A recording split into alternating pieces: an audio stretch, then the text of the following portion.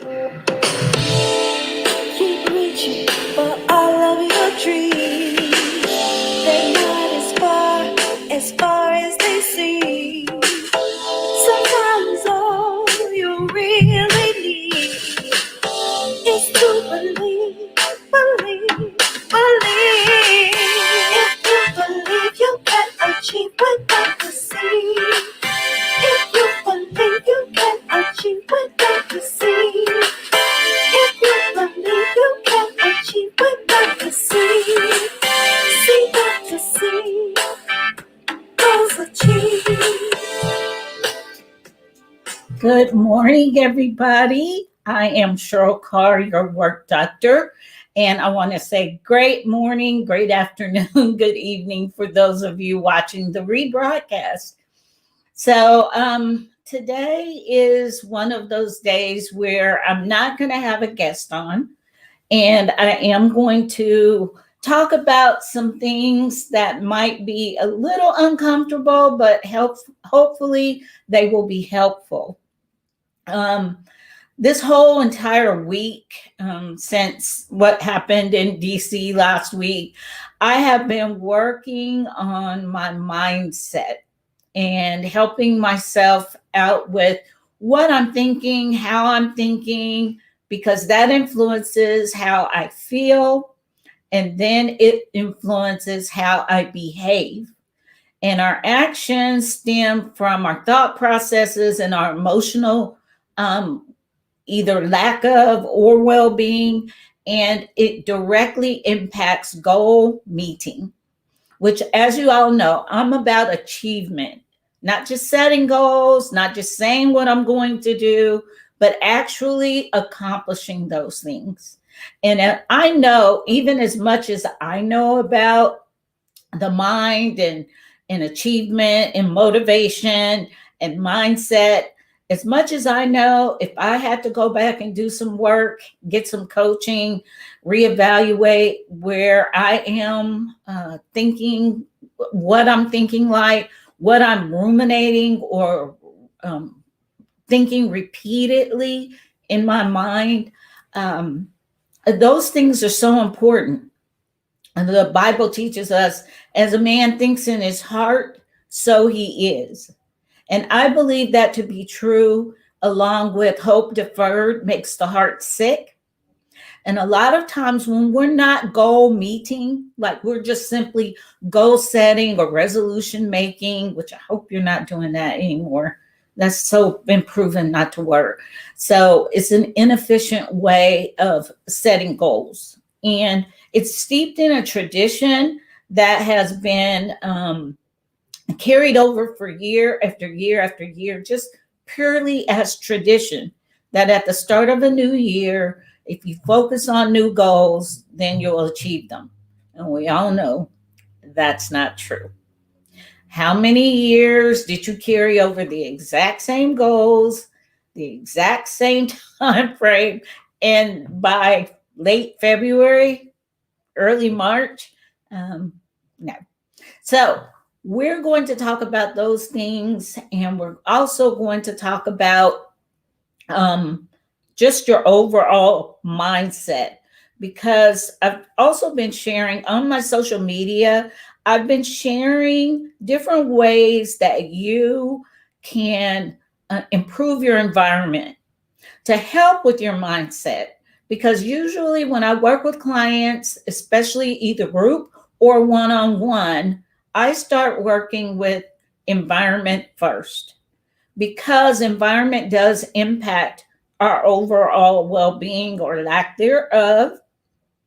Um, where you find yourself spending time, who you spend time with, what you're listening to, how you're talking, all of those things are so important.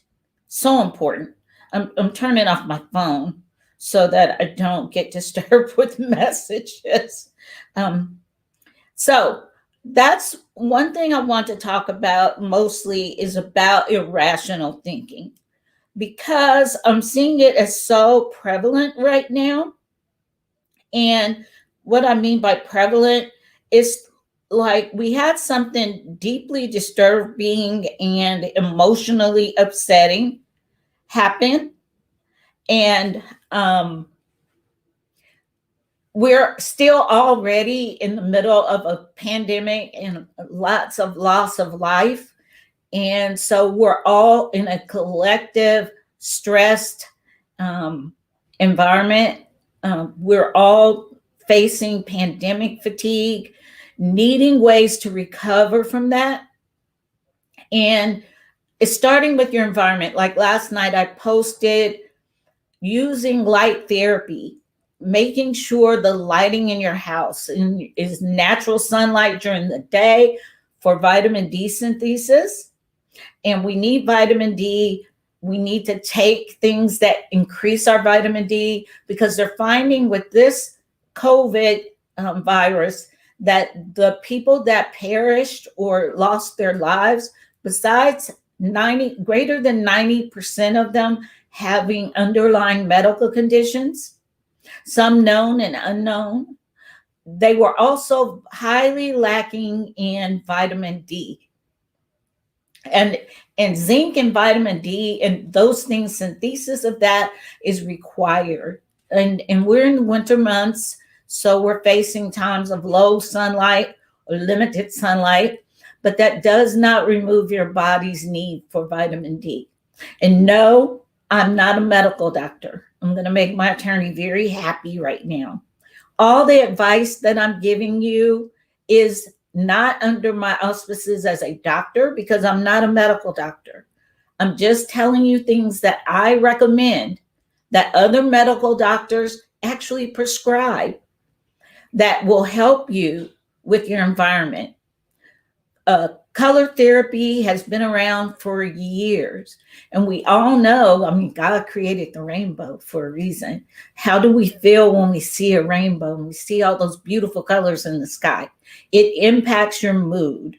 It impacts the eye, impacts the brain. It releases certain biochemical responses. So just try it. And the lights are very inexpensive.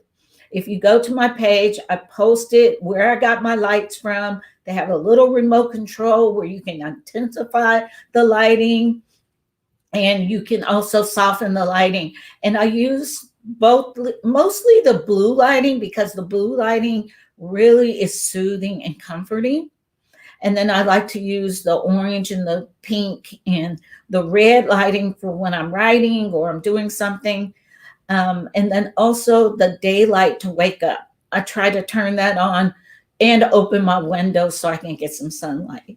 Those are just simple things. Eating well, resting well, drinking tea, warm things that make you feel comfortable, hot chocolate, things that comfort you.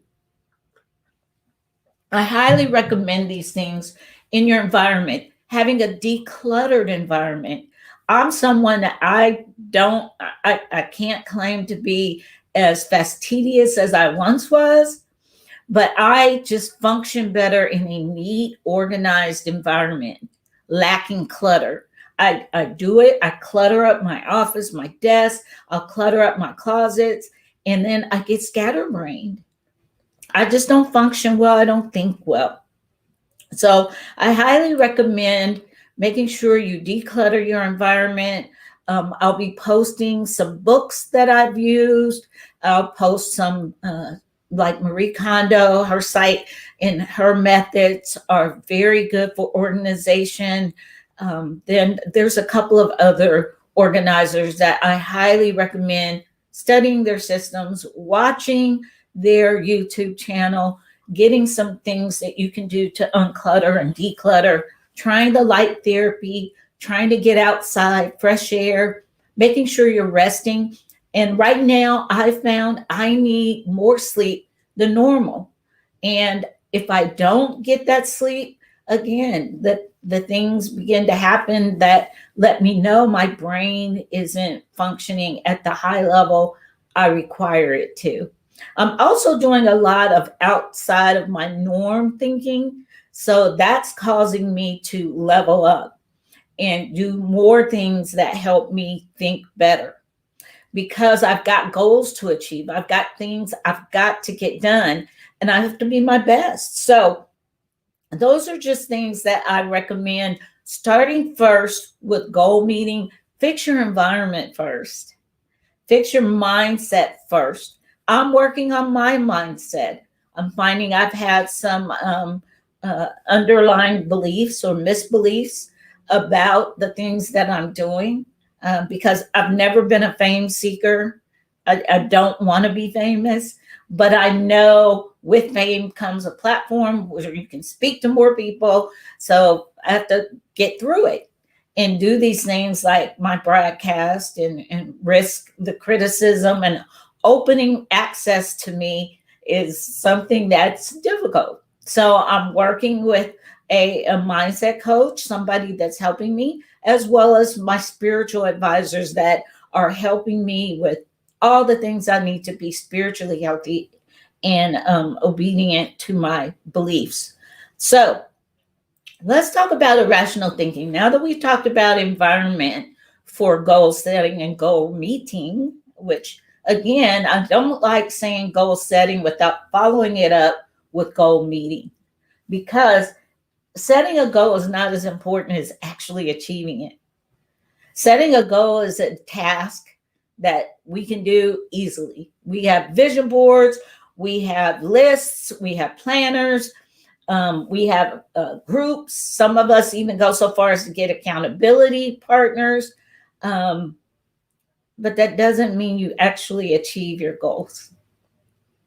So it goes with how you set your goals, and then it goes with the environment you're trying to achieve those goals in. If it's not conducive to meeting your goal, so let's talk about irrational thinking.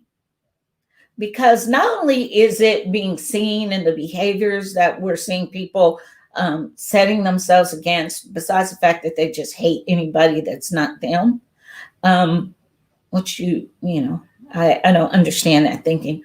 But irrational thinking is a cognition. It's thinking, talking, or acting without inclusion of rationality or objectivity, which is making sure you understand we all have biases. We all have our inherent beliefs, thoughts, feelings. And if you approach anything with an all or nothing or an always type of, it always has to be this way, you always need to do this, or that's called catastrophic thinking. And it's part of the irrational thinking family, or automatic negative thinking, which we're all experiencing it in some capacity. What I want you first to do is understand what it is, that it's cognition. It's thinking, talking, or acting without the inclusion of rationality. And it's described as an acting on an opinion through inadequate use of reason, through emotional distress, or cognitive deficiency, or we call that cognitive dissonance. You can look all these big words up. I'm not trying to be all psychobabble, but I want you to have a truthful definition of irrational thinking that's scientific and data researched, so you can acquire that mindset of, am I being irrational right now? And there's a lot of psychobabble out in the world right now.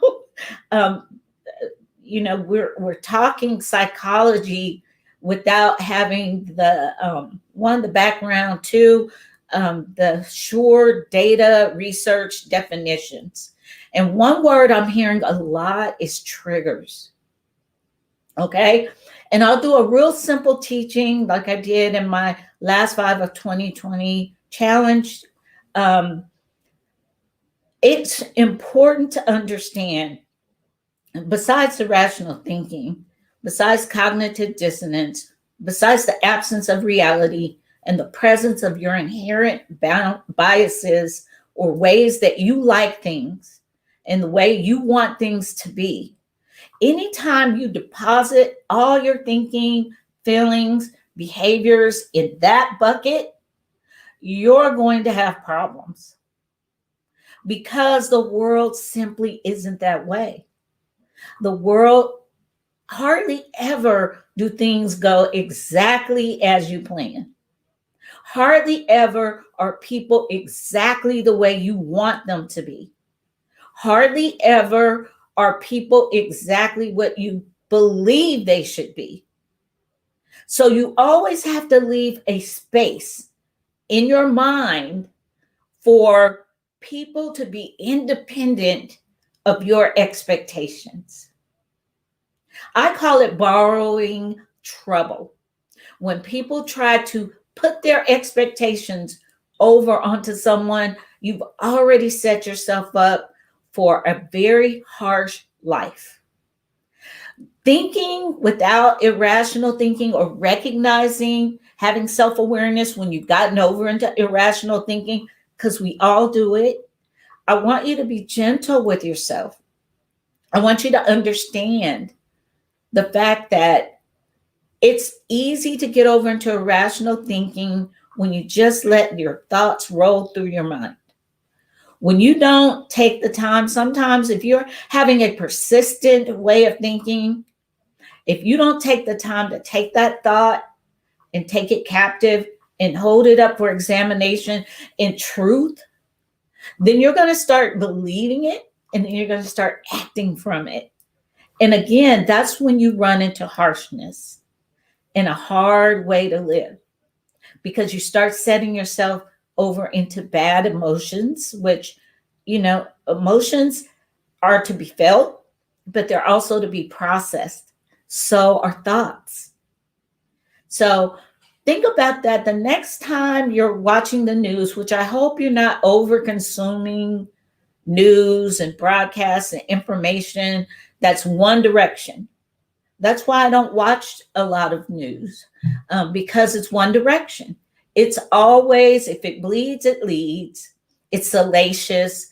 It's always meant to stir us up. Very rarely do you see positive information news stories. And if you do, you'll see it one time. Out of the whole news broadcast, you'll have one inspirational moment. And scientists have shown us, or psychotherapists and psychology research has shown us, you'll take an average of 7 positive thoughts to overcome one negative one. And we're predispositioned in this world of sin and people being who they are. We're all people. We're just humankind and we're not perfect. So we will automatically default to what's negative because of the emotional pulse it gives us. So I'm trying to help you understand in this time when we've got all these completely abnormal things happening in society, in our homes. We're home all day, isolating. Some of us are very ill or have had loved ones that are very ill and or experiencing lingering symptoms from having had COVID or the flu, which we don't even talk about that anymore. We still have the flu. And now we're talking about a new administration, an outgoing administration that's been extremely traumatic and hard on our society. Regardless of where you feel politically, and I don't want to get political, but you can't deny this has been hard. It's been a lot of exposure of things, showing us who we really are, how we really think, and how irrational some of our thinking collectively as a country really is. And on this MLK Day and a time when we have time off from work, or we can take time off to reflect on someone who believed in peace, believed in love, believed in your fellow man, in character, in integrity, and building up society, not tearing it down because it's not what we like. So just think about all these things and apply them to yourself. You have a circle of influence, and that circle of influence is what you can control. And all you can control is your reaction and response to external stimulus, whatever's out there. Like having the kids home all day and having to homeschool. That's a disruption of your normal schedule of going to work, being in an office, and only having to deal with the people you let in your office. I'm trying to tell you that is gone. So if you hold on to that thinking that I wish I was back there, or it should be this way, just because I'm home, things shouldn't be like this. Well, that's removing yourself from what really is. And that's how you get over into irrational thinking.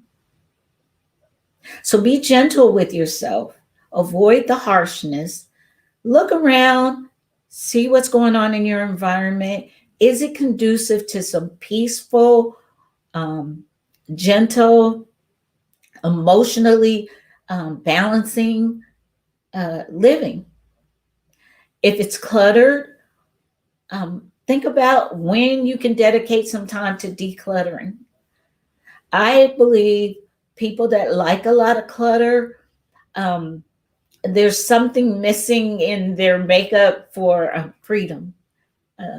I believe being decluttered gives you a lot of freedom to move, to find, to do things in a timely manner. That's why I like having an environment that's decluttered. That's why I like not having irrational thinking go on all day. Like last Wednesday, I fell into irrational thinking. I spent a whole couple of days looking at news the way I never do, listening to everything going on. And then I decided, oops, I'm not thinking rational. This is absence of reality because I can't change what happened. I can't change who did it. And I still have goals to meet. I have to work. I have to take care of my family, my home, my life. I have to do these things. And I can't do it thinking like that. So, bob myself back in. I reached out to people I trust that can speak into my life. And I set appointments and kept them. Only missed one appointment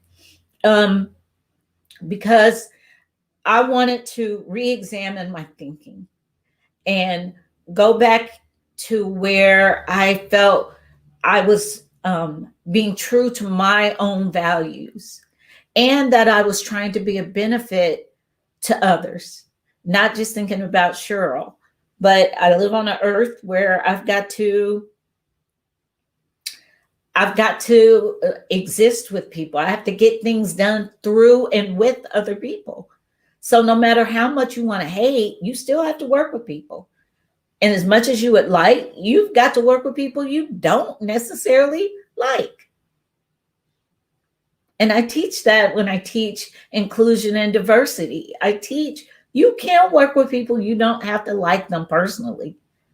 But when you're in society, there are norms and there are standards of behavior, and there's ways to conduct yourself that irrational thinking doesn't help.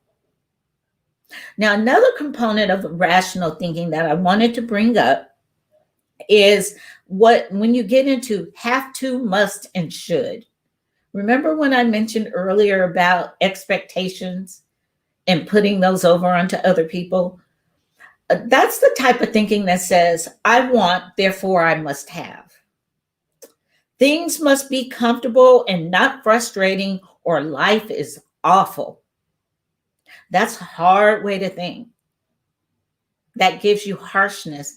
You remove the ability to be peaceful when you're in always must, have to, must, and should thinking, or thinking things must be comfortable for you. Things must not be frustrating at all. Well, that's not real. Life gets frustrating and uncomfortable. You must treat me with respect and kindness, or you're a bad person who should be punished. That's one that I had to ruin my thinking that way. Don, thank you. Thank you for being here. And people don't have to treat you with respect. People don't have to treat you with kindness. People may have something going on that has nothing to do with you. And when you borrow that trouble and get over into this kind of thinking of have to, must, and should, always, and expectations, that's when you get into harshness. And that's when you believe people should always show you respect. Well, they may not know you enough to respect you yet. Sometimes respect is earned. Now, again, social norms, you should conduct yourself a certain way, but that doesn't mean people have to, I call it licking boots, respect you. You know, they have a right to not know you and not issue what you consider respect to you. I must be thoroughly competent at all times or else I'm incompetent. Whew. Another one I get over into because I tend to be perfectionist thinking. I like things a certain way, but I know to be balanced in that, I have to be okay with things not being perfect. I have to be okay with and gentle with myself that things are not going the way I want them to. I'm not close to my goals. I have to reevaluate, revamp, change things around, do things that are uncomfortable, that I consider imperfect. So, no, that's dangerous, irrational thinking. And you must behave as I think you ought to, or else there's something wrong with you. That's the huge problem I see in our society right now. Because we believe what we believe is right. And I live my life with, like, one of my deeply held beliefs is dead wrong. And I keep that way of thinking because it keeps me humble, number one, keeps me from being a know it all, number two. And number three, it keeps me receptive to other people's opinions, other people's input. So I don't think everything I think is right and everybody that thinks like me is right. And also the absolutes that aren't God's absolutes. Do I believe truth is absolute? Yes, I do. But I don't believe everybody absolutely receives truth the same way. We're all in different phases of our lives. We're all in different phases of beliefs. And if God won't make you, who am I to try? That's mind control and manipulation, which is another talk that I'll do. So now that we've had this conversation, we've talked about the importance of your environment. We've mentioned trying things like light therapy, decluttering. And Kenneth, I see that. Yes, decluttering your life is key. It's key for you to look better and feel better. It just is. When there's an ease of choices in when you're decluttered, you can get dressed easier. You can find items you need for the day easier. It's just important. I'm really a big proponent in decluttering. And like I said, if you come back to this broadcast, I'm going to list some books and resources that you can go to and watch, especially Marie Kondo. I use her decluttering and her system of organization pretty much everywhere. But there's other ones too. And there's a great book called Does This Clutter Make My Butt Look Fat? That's a great book. And it really, it's written by a man. And I think he examines decluttering or clutter from a very real, scientifically proven aspect. So we talked about those things that you can try. We also talked about goal meeting, not goal setting. And the reason why we sometimes don't reach our goals is because we are focused on goal setting, not actually achieving the goal. And to do that, you've got to do this inner work first. And I'm working with my coaches and the people I trust and believe in to do this inner work because I've got to meet some pretty big goals. So I need to examine myself and examine my irrational thinking, which is the biggest thing I want to leave you guys with today. We've got a very, we've got a time in our country that's very unusual and can be quite dangerous if we don't do some of this work on ourselves. I can't change them. And remember, we're going to stay away from irrational thinking. I can't change them. I can only work within my own circle of influence. I want you guys to be safe. Practice extra caution in groups and being in the city and being around things that, could lead to very dangerous things happening. We all have to be cognizant of that. Check your own irrational thinking. Make sure you're not absent of reality. And then examine your actions for how you're showing up in the world, what you're putting out there. Hate begets hate. So if you're hating, and I'm not talking about being foolish either. Some people deserve to be kept at arm's length. But I'm saying hate begets hate. Love begets love. You sow, you reap. So I'm hoping that this week on Martin Luther King Jr.'s celebration, I don't think it's his actual birthday today, but it's when we recognize and celebrate him. And don't just do it with great quotes that you put on social media.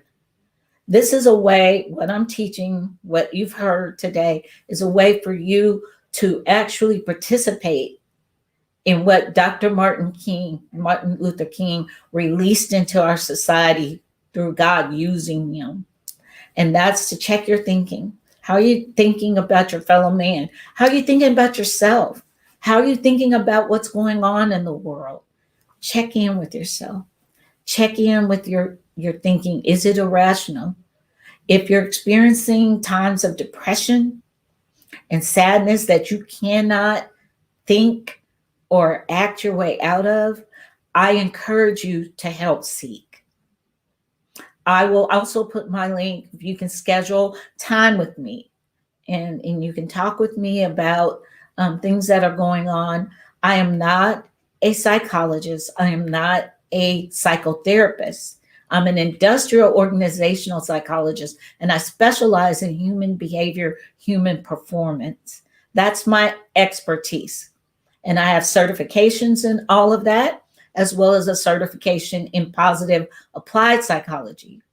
So I'm able to help you with your behaviors, and I'm also able to help you with whether or not you need to seek psychological help. Speak to your spiritual advisors or your spiritual, wherever you attend worship or wherever your beliefs are. Check in with them too, as far as how you're nurturing your spirit right now when we can't gather in church the way we're used to.